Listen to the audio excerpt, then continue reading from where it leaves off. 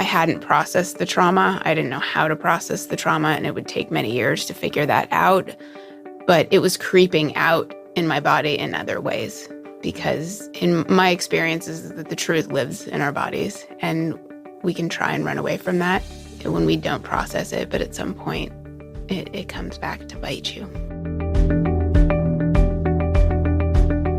So when this week's guest, Samantha Paige, walked into a gynecologist's office when she was 21 years old, she did not expect to walk out having a potential diagnosis of thyroid cancer. But that, in fact, ended up being her reality. She went through successful treatment, but the trauma remained embedded in both her physical body and her psyche for many years. She reflected on her own diagnosis and then her mother's diagnosis of breast cancer when Samantha was very young, and decided that she would eventually get tested for what's become known as the BRCA gene. She tested positive, and as a new mom, made a decision to have a double mastectomy and then reconstructive surgery.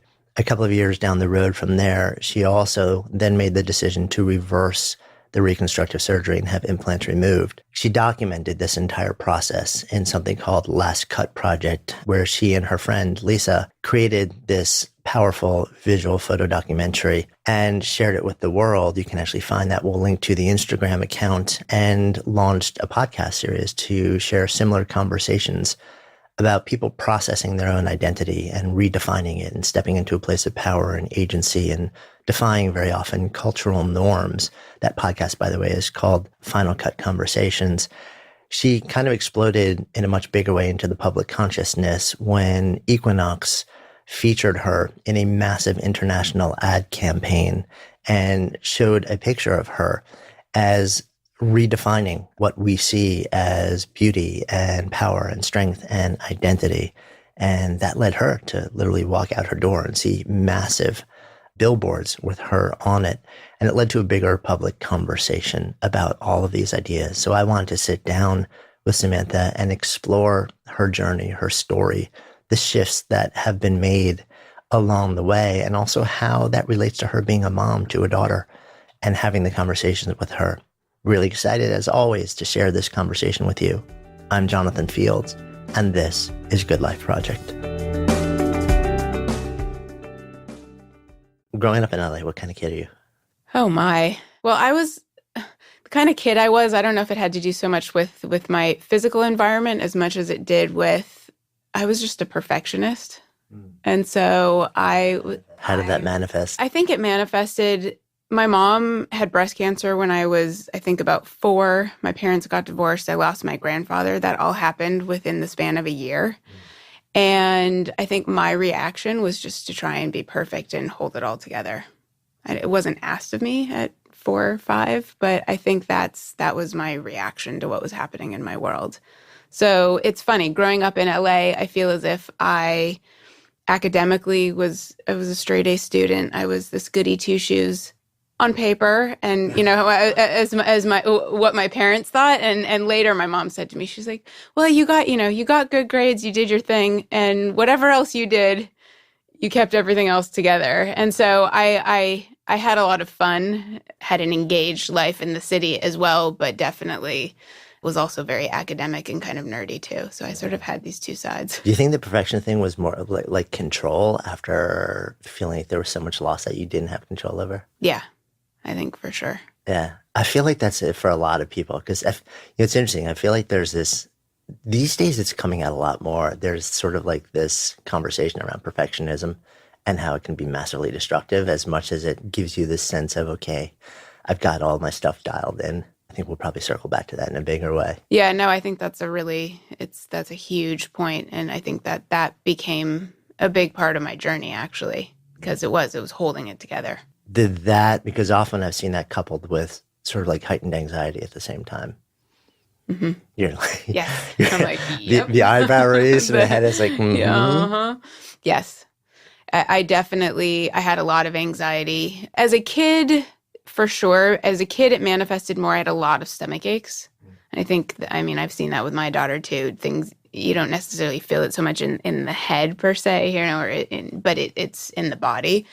And so my stomach always hurt. And I think then as I got older, it manifested more in anxiety. And certainly after I had had cancer and then realized that really nothing, I had cancer at 21. And so my senior year of college, I was diagnosed with cancer after feeling perfect. It kind of came out of nowhere.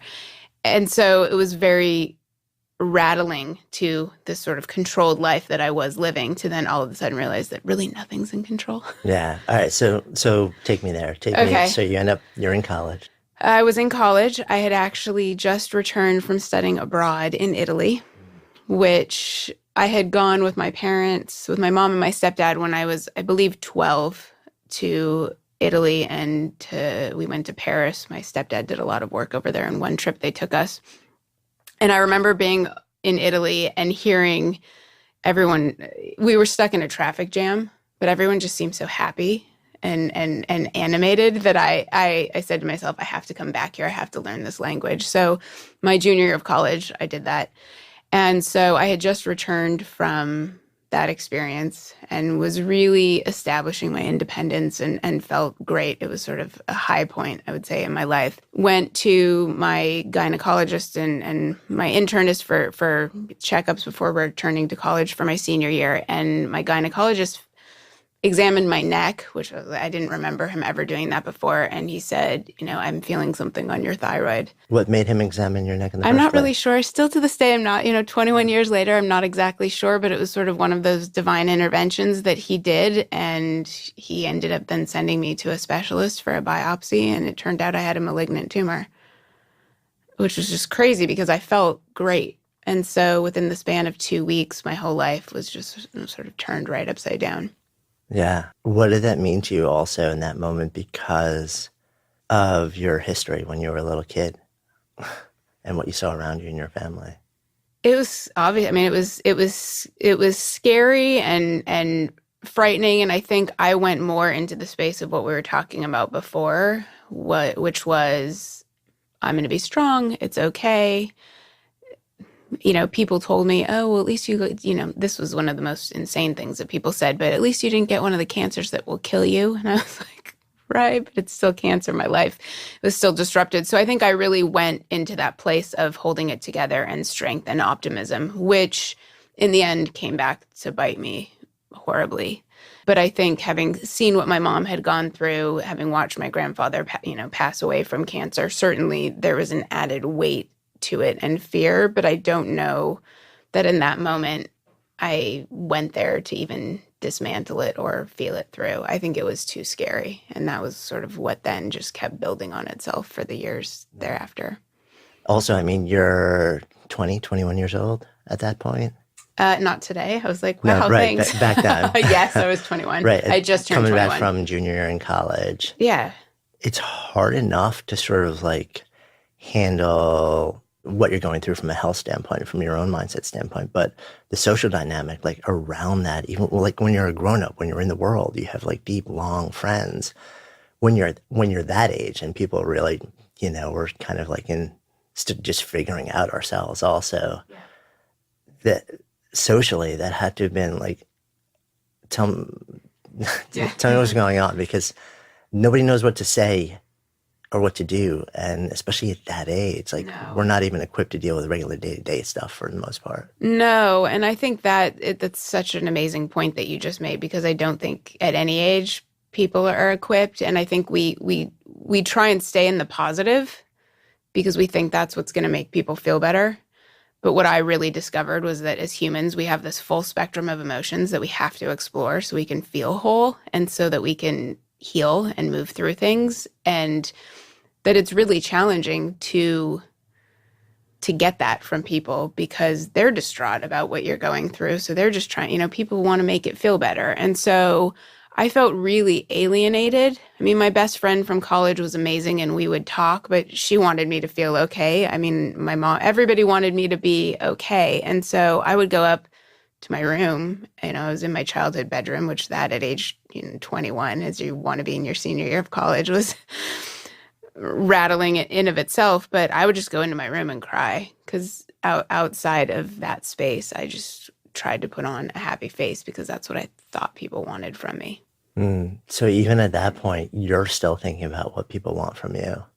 Yeah, that it came after that I really then dismantled the people pleasing aspect of my makeup, and also just realized that we're all different, and we all feel different things at different times, and that there's nothing wrong with that, and there's no shame in that, and that I think vulnerability, I later learned, it's not a sign of weakness. It's really a sign of incredible strength. Yeah. And also just like saying to, I mean, from you out saying to your friends and family, I don't know how to behave right now. And also having the safety and the space for them to be able to say to you rather than, like, let me figure out what I can say to make it better. Like, I love you, but I have no idea how to have this conversation. I don't know what you need. Like, what do you need? Do you need me to just shut up and be here? Do you need me like, Right.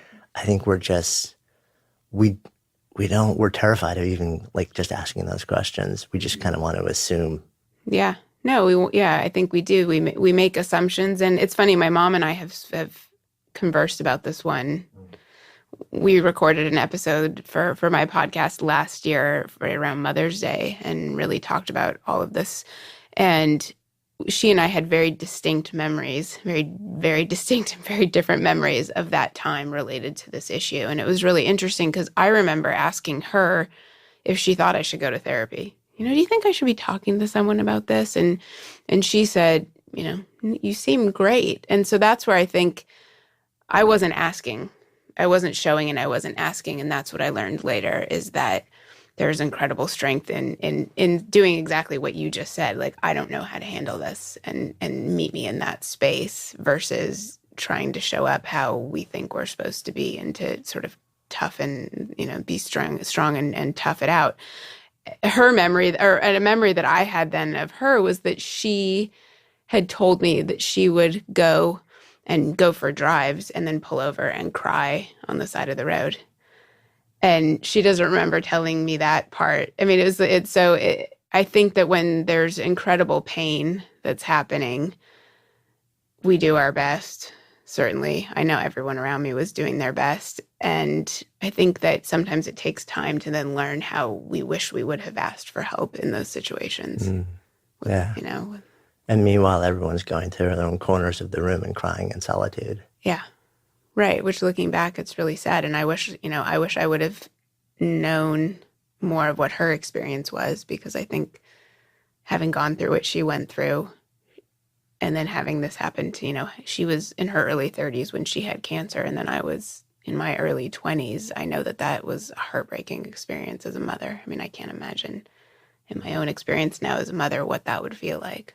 Yeah, I can't imagine. Yeah. Have you had that specific conversation with her at this point? We've touched upon it, yes. We've definitely gone there to places. I mean, now with sort of the next phase of what I've done with the work with Last Cut, she and I have been pushed to have conversations that I think we weren't having before. And at first it was challenging and uncomfortable. And I think she's an incredibly private person too, which I am as well, even though I'm so public about so many parts of my life. That's probably hard to imagine. But we worked through it together over these last 2 years, and our relationship has grown and deepened in a really beautiful way, because I've been sharing of myself so much, and she's met me in that space. Yeah, which is amazing. So you go through treatment for thyroid cancer.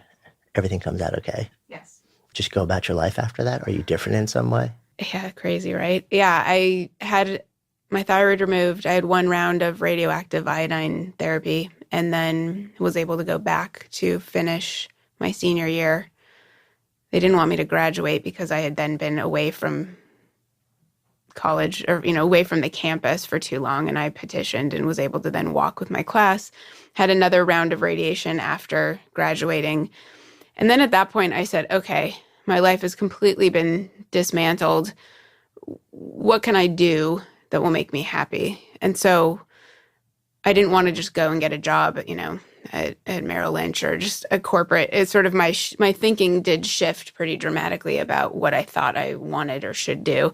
So I got an internship actually in Italy and went back to Italy and was going to be there for 3 months and figured I just bought myself some time to figure out what's next and just process everything. I was working at a school there, cooking school, and I then ended up shortly after I arrived, they said, oh, well, you're qualified to do this. Do you want to teach English as a second language to Italian adults? So one thing led to another. I ended up being there for 2.5 years. And what happened was I was, again, sort of during the day living this life that I loved. I was in this place that I loved. I had this really sweet boyfriend. I loved my job. I got to travel with my job. I was meeting amazing people.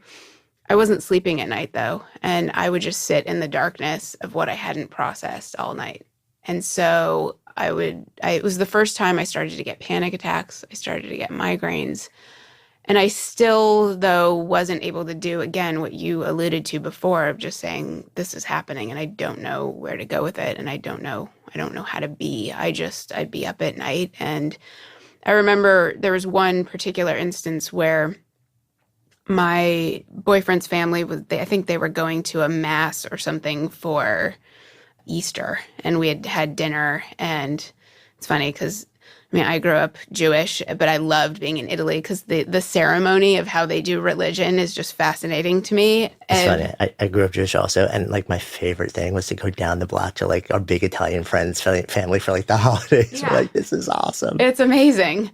I think in part it feels so similar. Yeah, just I think so. In many ways, certainly the celebration and the familial aspect. But so that night, though, I had this knot in my chest and I couldn't breathe. And I said, I'm just going to stay. And I laid in bed and I realized, I think in that moment, that I wasn't okay and that I hadn't processed the trauma. I didn't know how to process the trauma, and it would take many years to figure that out.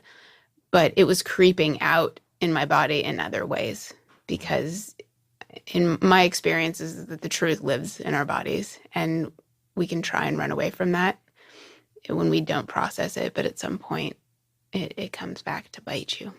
Yeah. And it's funny. I think I completely agree with that. I think sort of modern therapy for trauma is really starting to address that now. Mm-hmm. Bessel van der Kolk, who's doing this incredible work on post-traumatic. Everyone's changing the last 2 letters in that, but it's kind of saying you can't actually unwind this unless you unwind it within the physical body as well. Exactly. And that's, it took probably another 10 years for me to really get there. And later, and there was a lot more that happened in my 20s with my body, but, went and had the genetic testing for the BRCA gene and tested positive for that. And so for those who don't know what that is, share more. So the BRCA gene, and there are 2 different mutations that you can test, and it's essentially a genetic mutation, a marker that shows a heightened risk for breast, ovarian, and other sort of reproductive cancers. I think it's spoken about most in women, but certainly, men can have the mutation as well, and it happens to be more prevalent in the Jewish population. And so because of my mom's history, and then when I had thyroid cancer, it had been recommended that I get tested just so that they knew how they should be tracking my health. And so I did that, tested positive. My stepfather was then diagnosed with cancer. And I, at that point, was just, had not processed the trauma that had happened in the body and was then suffering from debilitating migraines and panic attacks. So, probably 12 years ago, I could have never sat in the studio with you. I couldn't be in a closed space without completely losing it, both mentally and physically. And so later on, actually after I then, so a lot of people who get diagnosed, just back to the BRCA thing, because it then relates so much to my story, to the BRCA gene, I tested positive. I then was dealing with going and having MRIs or mammograms every 3 months, which, given my history, was added, fuel to the fire of all of this anxiety. When my daughter was born, I decided that I didn't want to deal with living that way anymore, and that I wanted to be more proactive about my health. And so I decided to have a preventive double mastectomy And I did that when she was about 8 months old. And it was after that surgery that I remember calling my internist one day when I was driving, and I pulled over the car because I felt that same feeling I had felt when I was, lying in bed in Italy 10 years before, and said, I'm not okay, and I need help, and I'm ready to get help, and I don't want to live my life this way anymore. And she sent me to a psychiatrist, and I was finally actually diagnosed with PTSD. And that was the term that was, applied to me. And that was my best diagnosis yet. I mean, being diagnosed with post-traumatic stress disorder made me feel as if I'm not crazy, because I felt as if I just wasn't trying hard enough to be a normal person. I'd healed from all of these things and moved on, but yet I was, completely going backwards in so many other ways. And this is PTSD that would have been related all the way back to when you were 21 or earlier. I mean, probably all of the above, but I think it's also linked, right? Right. I mean, in a way, you could even probably link it back to when your mom was diagnosed initially when you were 4. Because I know when we first moved to LA, and my mom took my brother and myself to go and have just an initial meeting with a child psychologist. And again, it was like, okay, good to go. She's great. And so I think I was really good at holding it together. And I think that, finally, all of these different things had happened. And even before I actually had the PTSD diagnosis, I remember being at another therapist's office, and I could almost see within my mind this welling up that went so far back of sadness and fear and anxiety around wellness and health and everything being okay. And I remember saying, and this woman said to me, it's okay, just let it go, just start to feel it and tap into it. And I remember saying to her, I think it will kill me. I think I will die if I start to feel all of this. And so, it wasn't until maybe 5 years later that then I knew that was the only way that I was going to be able to live, was to actually unravel that and feel it. And it was going back through all of it, because it was all related. Good Life Project is supported by our friends at Tula Probiotic Skincare. This is such a cool concept. So when skin experiences some kind of bacterial imbalance, it becomes susceptible to things like irritation, inflammation, and moisture loss. And that's where Tula comes in with a full line of skincare products that integrate probiotics to help them rebalance your skin's microbiome. It's proven to help aid in clearer skin, in decreasing skin sensitivity and calming redness and inflammation. And Tula is 100% free of common irritants like parabens, petroleum, and gluten, and they don't test on animals. As soon as the box arrived at our place, my wife and daughter sort of ran and opened it up. They were so excited, and they've been using the products every day. And within the first 24 hours, my wife, Stephanie, was telling me how much she loved the products and how clean and light and awesome her skin feels. She especially digs the dual phase skin reviving treatment pads. She said to me, her face feels like baby soft right after, and it's super smooth. And I will verify that in fact was the case. And it made an instant part of her daily skincare regime. As a Good Life Project listener, you can get 20% off your purchase. Just visit tula.com/goodlife and enter the promo code GoodLife at checkout. That's TULA.com/goodlife and enter GoodLife at checkout for 20% off your first purchase. What is it like when you actually start to let yourself feel that? It's terrifying, and it's liberating. And I think the best indicator of what happens when you start to feel everything, and to look at it and talk about it, is I start to feel different in my body. There's an immediate visceral response of relaxation. And it doesn't mean that you've figured everything out, that you've just muttered or cried out, but there's a visceral release that happens when you at least acknowledge whatever it is that's being held back. And that's liberating. And that then started to inform everything about my life. And so that was my early 30s. I mean, I had the double mastectomy when I was 32. And then you started therapy like right around the same age, or? Yeah. I mean, I had been in therapy many other times and had great therapists that had helped me through pieces, but I think, I hadn't gotten there with sort of the giant elephant in the room. And so at this point, there was this moment of breakthrough that then led. So, I started therapy and worked with someone for a couple of years, 2 or 3 years, and also then started doing other alternative things as well that supported that and helped with my healing. And so I am trying to think, my 30s were such an interesting decade because here I had a young baby. When she was 2, I actually started a jewelry company. And then sort of on the side had this whole other, almost, I really call it a job of finally looking within and trying to figure out how I wanted to live the rest of my life. And from that experience of sort of on the side, or not, I don't know if I'd even say the side, because I think in many ways it was the main event, was trying to figure myself out. Then I got to this moment where, okay, there are a lot of things in my life that I have said yes to that I probably should have said no to. And that was and that was really then later, Last Cut was born from that moment of what are the things that we've either have happened in our lives to us or we've agreed to, that then when we have a greater consciousness about who we are, realize that we need to reorient. And so it's those moments of significant decision where you have to sort of say, okay, wait, I went left. I probably should have gone right.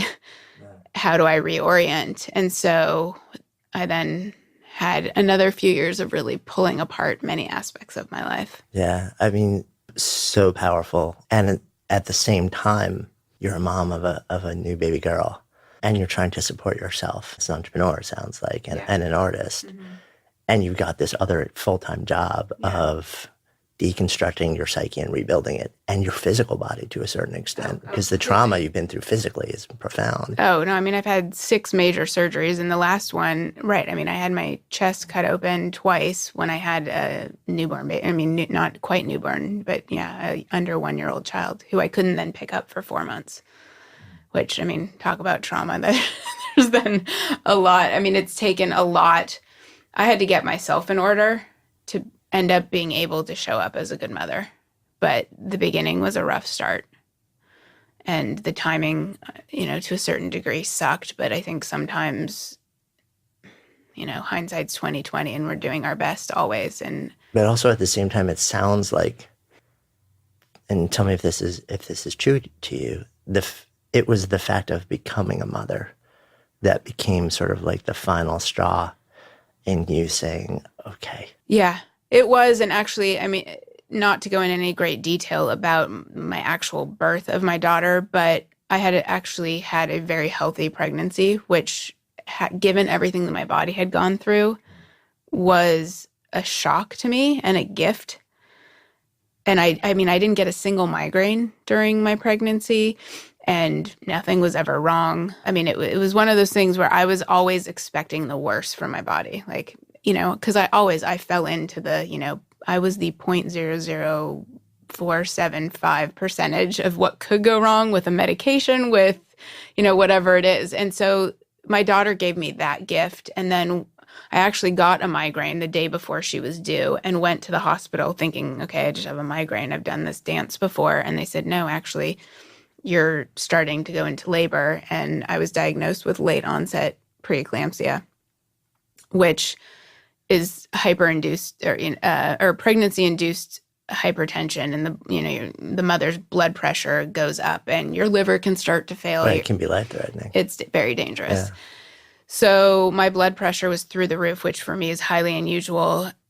And so the doctor, the specialist, came in and wanted me to have a C-section. And my mom and my now ex-husband, but my husband at the time, were looking at me and they're like, okay, let's just get this baby out. And I said no. There was something within me. My daughter, again, it was this gift. There was something within me that I knew it was going to be okay. And so for 19 hours, because that's what happened, it was 19 hours of the medical staff coming in, my family, everybody looking at me and saying, and my liver markers were going through the tubes. I was on all of these other drugs. They had given me Pitocin. I mean, it was a disaster and a nightmare. But somehow I just had this faith that it was going to be okay. Like I knew that she and I were going to be okay. And I kept pushing them off. And I was able to deliver her, without a C-section. And it was that moment where I thought, okay, I can do this. I can change. I can show up differently for this little person because I'm not broken. There's still something within me that there was just this like little twinkle of trust in my body. And that's when I thought, okay, I have to do this differently for her. And it took a lot of time and a lot of heartache, as being a mother, because there were elements of that probably, it was ultimately everything but selfish, the decisions that I were making. But it was early in the marriage. It was all of it. And I was at this point where I was like, okay, I've got 15 years, maybe, if we go back to when I was 5, this is a lot of stuff I need to pull apart to learn how to be in relationship with myself, let alone to know how to show up for someone else. So you end up, you're a new mom, you're newly empowered in an interesting way to process all of this stuff. And you're also going through not just the recovery from being a mom and from childbirth, but also where in here was the mastectomy, sort of like in the timeline? My daughter was born in 2007, May 2007, and I had the double mastectomy in January of 2008, and then had the reconstructive surgery in, I think, April of 2008. So all of that before her first birthday. Yeah. What made you feel like it was time to have the double mastectomy at that moment? I think in part it was the anxiety of the testing and just constantly being in fear and wanting to just step into having that behind me and having, again, it was, I think within me, it was this sensation of I want to take back my own power over my body. Yeah. And maybe again, the follow through from that decision at birth saying, okay, exactly. More agency. Because I think it happens so often when we're diagnosed with something, we're not medical experts. And so then you're seeking counsel from the people that you think and often do know what's best for you. But there's certainly a huge loss of power in that within the self and trust in the self and the body. And certainly, I dealt with chronic pain and the migraines and the anxiety then for 10 years and was on so many medications. And that was a complete loss of agency and loss of autonomy. And so that experience of birthing my daughter in such a profound way, it did give me, it connected me back to that place within myself where I thought, okay, what do I want? What's going to make me feel more whole moving forward? Yeah. Is it, and going back, then having done the work that I've done now, looking back, I was, it's such a personal decision. And that's where I think for other individuals who have been diagnosed with the BRCA mutation, I would never say you should do this because everything's so personal. Even when then I went and I initially elected to have reconstruction and then ended up taking out the implants, it's so personal. And I think that for me, it was this moment of, okay, I'm finally tapping into knowing what I need so that I can be living a fulfilled life and a happy life where I feel connected and feel as if I'm in my body and integrated. Yeah. So tell me what happened. What was it that I think I have a better sense for, the decision leading up to the double mastectomy. Mm-hmm. Then months later, you chose, and then you had reconstructive surgery, which included putting in implants. Then you decided to take them out. So tell me about this. Okay. So, when I elected to have the double mastectomy, the options for not getting implants and not doing reconstruction aren't as well publicized as getting the implants. And at that moment, old habits die hard. So yes, I was starting to dismantle all of these things, but I also was a couple years into a marriage and had been told when we went into the doctor's appointment that, these implants are what most women feel most normal with these implants. And so it was like, choice A or choice B. And, most men think this one feels more normal and more real. I mean, so the whole thing was, looking back, completely surreal. And I was still dismantling, yes, but not completely tapped back into who I was, pre-cancer diagnosis, living in Italy, at age 21, where I always have been this free spirit and artist and very clear on who I was. But at this point, I still am a new mom, and I'm, back living in Southern California, and what's it going to look like? What do I want to look like? What's going to feel most sort of, I'm already doing something that was fairly cutting edge at that point. And so I opted for the implants that I was told would make me feel best and most normal. And it was, the options for you were implant A or implant B. There wasn't like a C option, which is what if there was no implant? Right. No, I mean, that really wasn't, it was not ever presented to me, or you could do nothing. And I remember asking, because I had known through just being in that world that some women use their own body fat and do. It's a much more extensive surgery, but that you can use your own body fat to construct breasts. And I didn't have enough to work with, basically, the doctor said. So I remember there was this whisper within me that was like, ask what else? There has to be something else. And so I asked about, well, can we use my own cells? And that was not an option. And so I was like, all right. And I went, there was basically, it was the saline, which has silicone around it, or silicone. These they're called gummy bear implants, the ones that I had. So I went with that, and, it required, you then get these expanders and have to go and you get saline pumped into them for 4 months after you've had the double mastectomy so that the skin can handle it. And then you go in and they take out the expander implants and put in the real ones. So, I mean, it's 2 massive surgeries. It was horrifically painful. Yeah, it was horrible. One of my best friends was diagnosed with breast cancer recently and is now doing great, but then had to have a double mastectomy after going through chemo for 7 months. And it was really hard for me because, again, you want to be encouraging, but I was like, here, I have to call it, and I have to be honest with you. Like, this is going to be really painful, and you will get through it. But you should know that it's intense. It's, our lungs are underneath our breasts and our heart is there. And so all of our, you go to draw a breath, and I felt as if I had been run over by a Mack truck, 10 times. And I have a very high threshold for pain because chronic migraines. I mean, I had a migraine that lasted for a month once. I mean, so it's painful. But I, signed up, did the second surgery. And, looking back, I ended up again, and it's sort of, this was really one of the last things that I ended up dismantling and really looking at. Because, I went with the party line, which was what I had heard around me, which, I won't have to wear a bra when I'm 90. And I did. I had these enviable tits that everyone was like, these are amazing. You're so lucky. You breastfed and now you don't have to wear a bra. And, and they were, I don't know why I went for, let's go for the biggest ones we can do just because we're doing it. And again, this was all of the societal stuff. What then happened was years later, I ended up getting a divorce.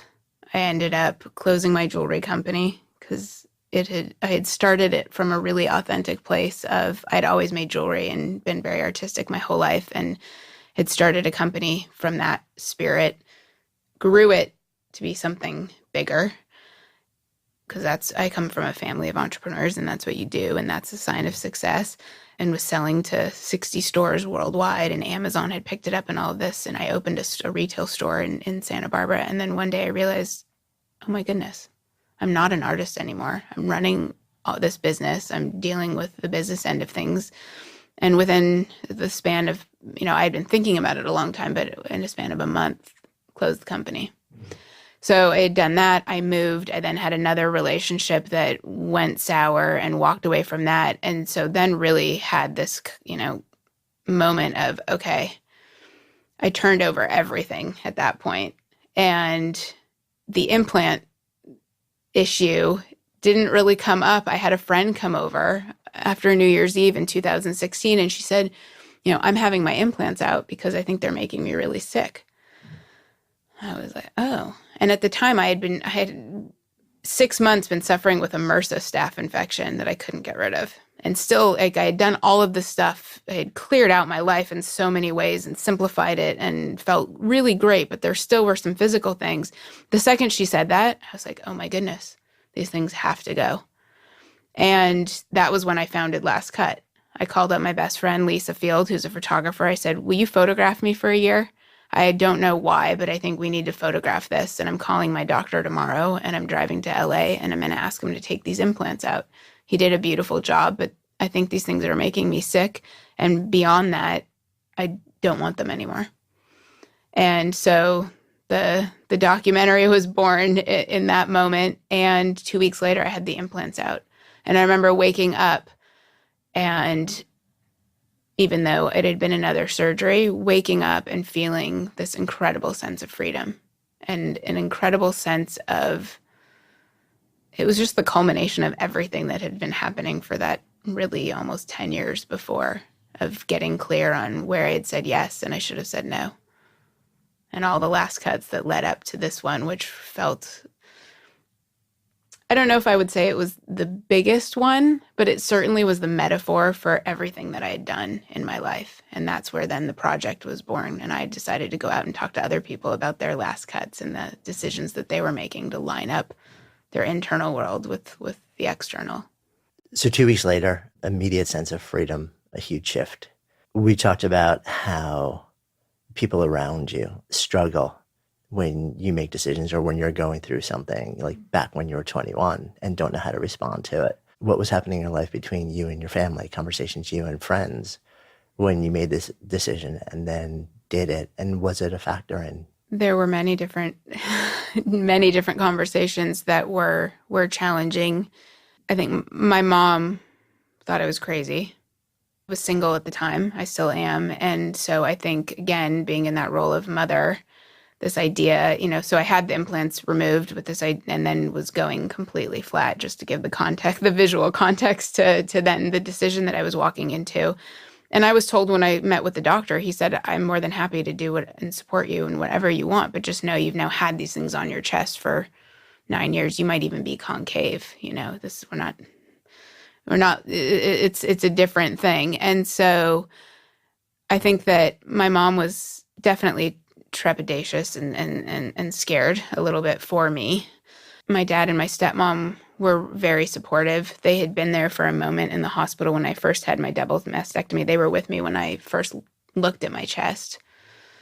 And so everyone had been along for the ride, but they said, okay, this is great, whatever you need to do, and made sense to them. This the part that maybe the silicone was making me not feel well. And so they get behind it. And I think there were some who were immediately supportive and said, you do you, and I think you're actually going to look better. And, because I have a really small frame and I had these enormous implants, like looking back at the photos, I realized how much I had disassociated from my body in so many ways.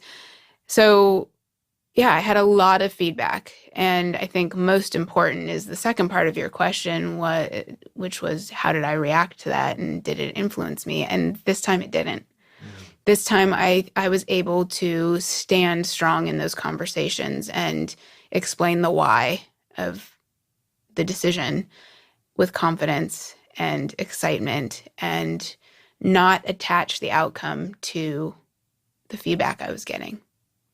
And it was an incredible, this whole experience of the last 2 years of writing about having the implants removed and the conversations that I've been having around that, and then the similar thing of other people's last cuts. It really made me realize all of the work that we have to do to get back to that place of being able to navigate the big moments in our lives with our own compass. Because I think, yes, we have our people, I have my best friends that I seek advice, but at the end of the day, they can't tell me what to do. My family can't tell me what to do. I can't outsource what's right to do to society or anyone else. I have to find that place within that guides me to the right decision. And so the last 2 years have been evidence of my coming into my own in that realm. Yeah, it's so interesting because you get to a point where also nobody can live with the consequences but you. So it's at the end of the day, it's like whatever the decision is, like it's my body that benefits or takes the hit. It's my life that benefits or takes the hit. And no matter what anybody else says may be right for them or what they feel is right for me, only I live with the consequences, good or bad. You made a really interesting decision, though, which is the decision to, the moment you knew that you were going to do this, to not keep it to yourself, to not only make your decision and process public in a very visual way, but to invite other people's stories into it. And from what I know of you, what you've shared with me before, is you're a pretty fiercely introverted human being. Yeah. What's behind that shift? What's behind, because that's got to be like a very vulnerable decision to make, especially at that moment in time. Incredibly so. And gosh, I think that there was something in it.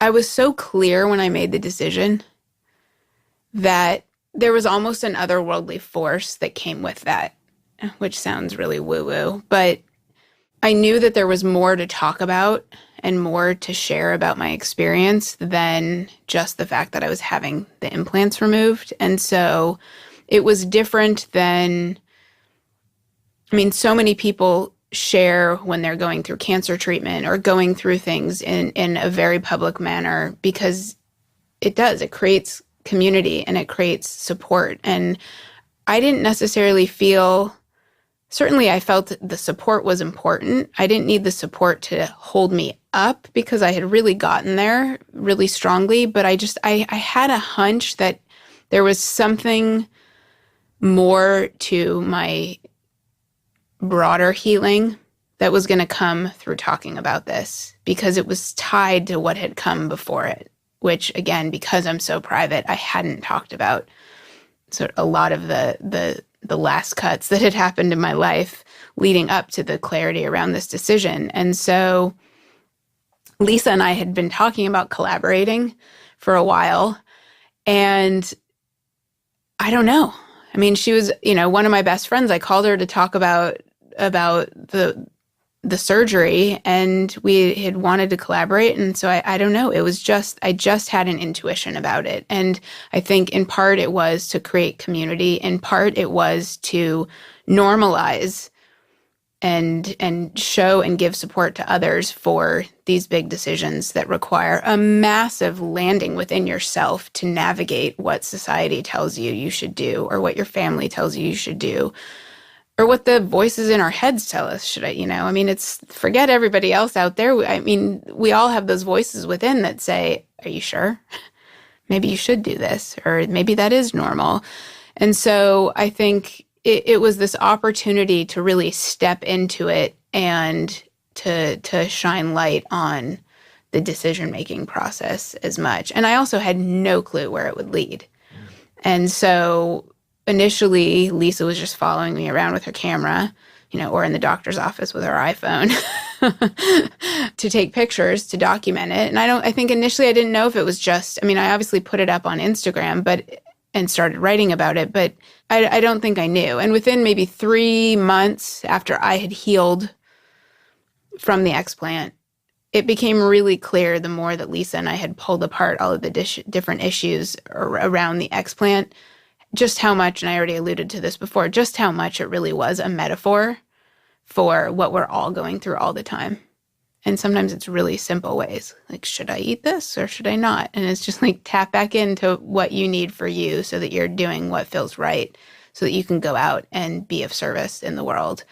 And that was when I decided, okay, I want to go out and talk to other people. And we started the podcast and, went and had these last cut conversations, as I call them. And I wanted to know about other people's moments, because I think living a really bold and authentic life, again, it's an internal job, and it comes from within, but we still need community. So even those of us who are incredible introverts, there is something to connection and community. and being pulled out of the cave, as a, I like to think of my cave. It's important.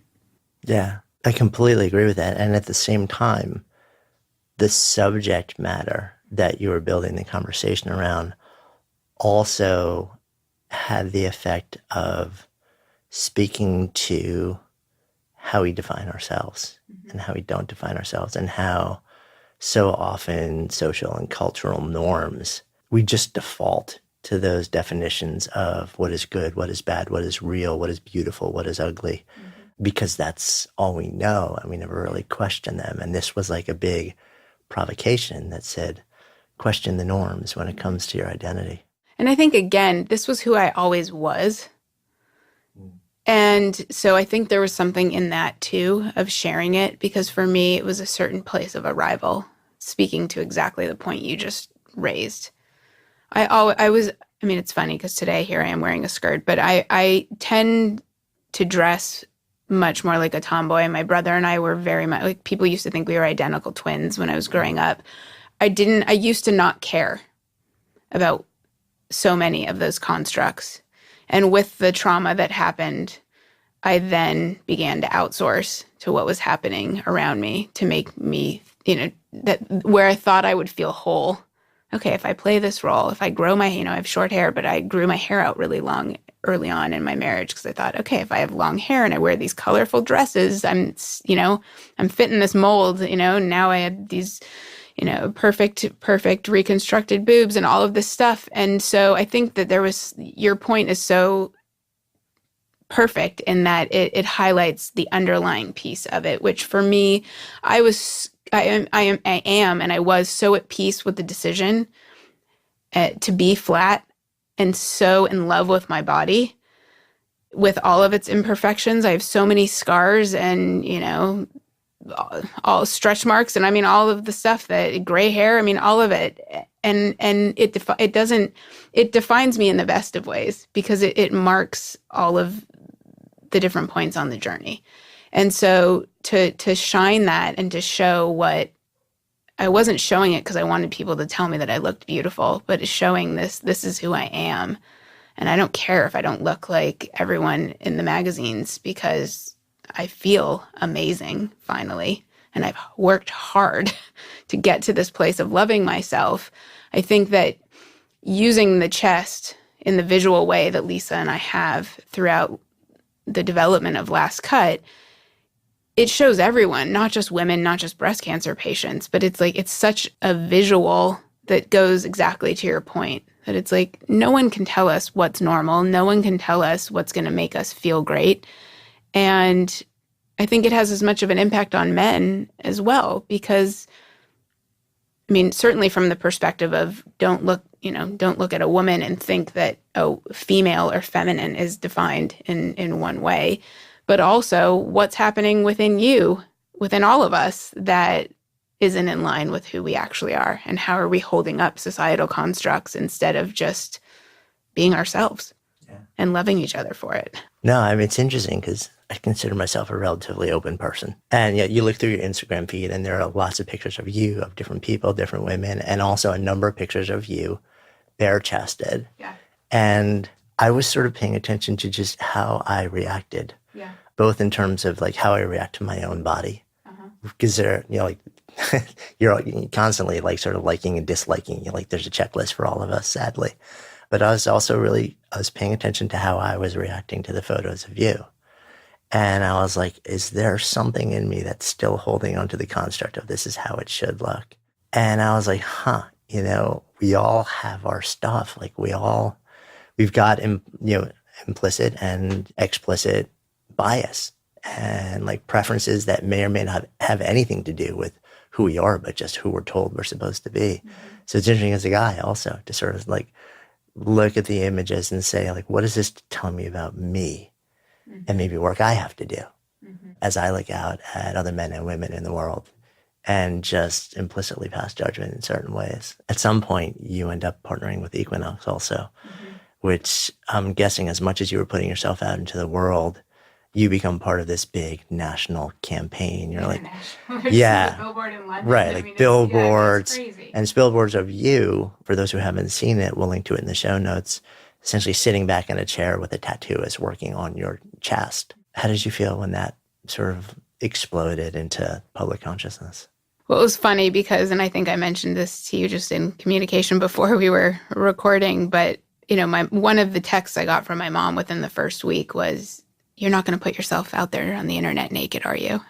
And I just texted her back. I said, I'm going to stay true to the project because I feel as if Last Cut has its own life. And so I'm not doing anything just to be gratuitous, but I'm going to do what serves the project.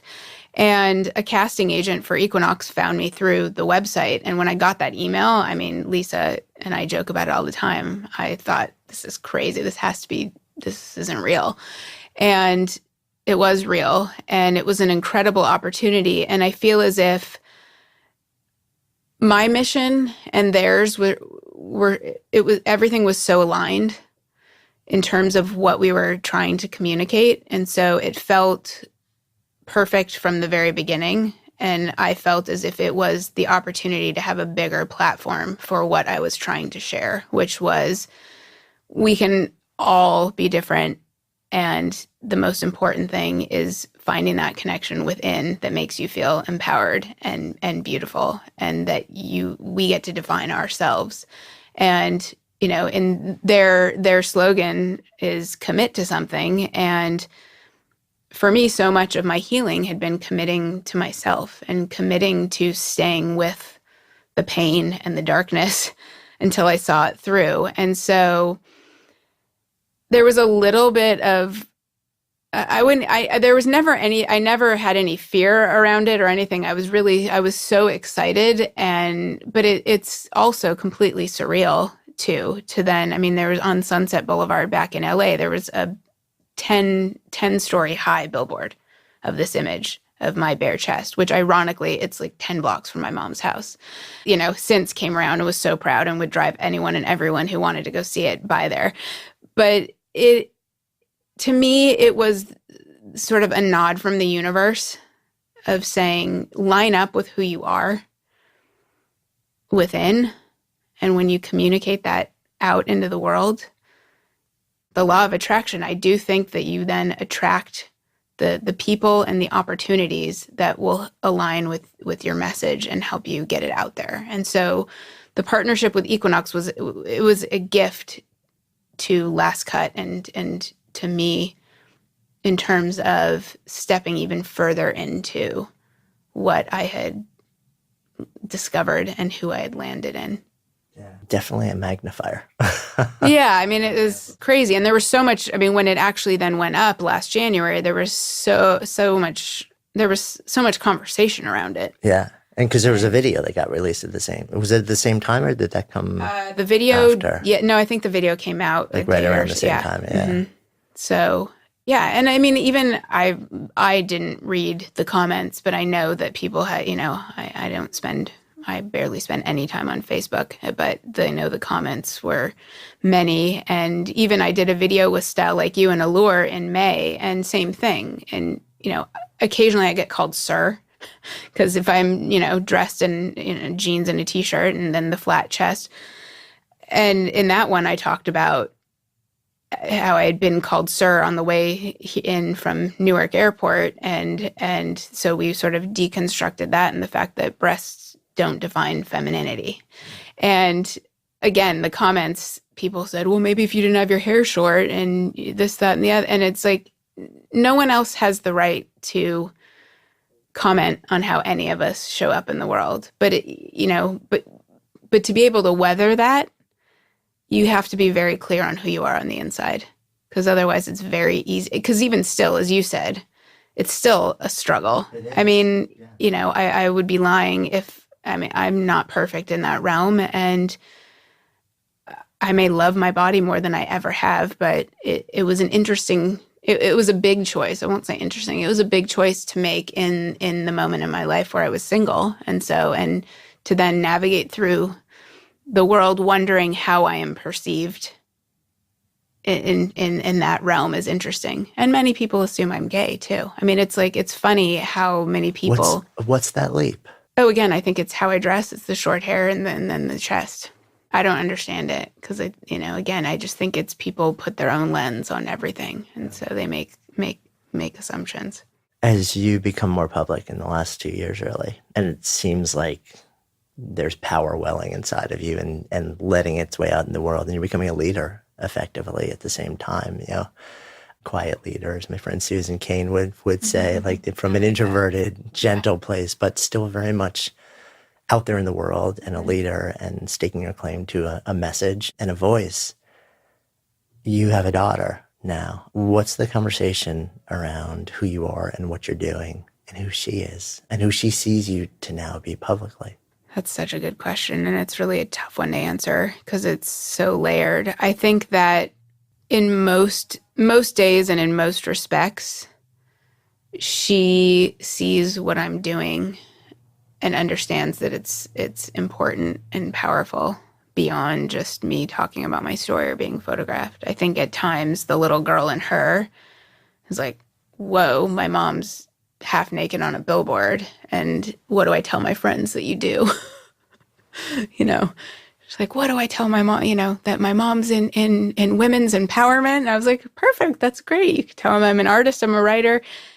She's 10, certainly navigating what the world tells young women they should look like, feel like, dress like. So it makes for a very interesting conversation. And I think that's the best part. And what I appreciate most is that she and I stay in the conversation around not only what I do, but her experience in the world. And, at the end of the day, I feel really great that I can't control how the mean girls at school who, make fun of things, I can't control what the magazines and TV and movies tell my daughter she should look like.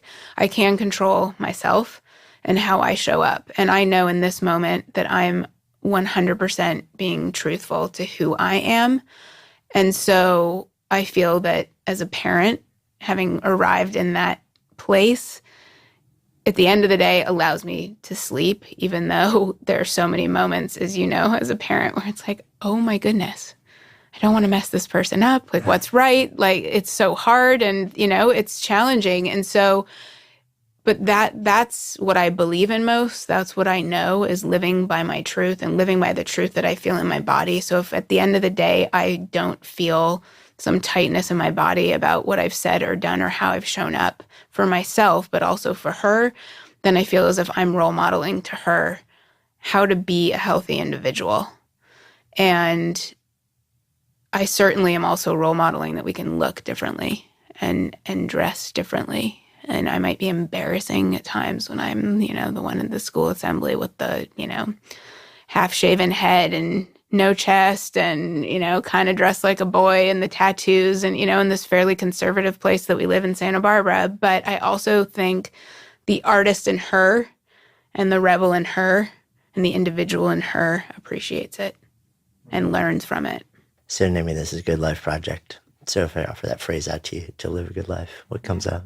I think it's very similar to what I just said. I think living a good life is first and foremost living according to the truth that I feel in my body, which is kind of an esoteric thing. But just if I speaking the truth, being truthful in my relationships, if everything that I'm doing is an extension of who I am on the inside, I feel as if that's a good life. And I think that what that brings with it that makes life not only good, but great and exhilarating is that it brings connection and it brings happiness and wellness and most importantly, freedom. And I think that's the theme of my podcast this season is freedom, because I think how do we tap into that for each of us? And it's an individual thing. But I think when we feel free in life, that feels really good. Thank you. Thank you. This was great. Hey, thanks so much for listening. And thanks also to our fantastic sponsors who help make this show possible. You can check them out in the links we've included in today's show notes. And while you're at it, be sure to click on the subscribe button in your listening app so you never miss an episode, and then share the Good Life Project love with friends. Because when ideas become conversations that lead to action, that's when real change takes hold. See you next time.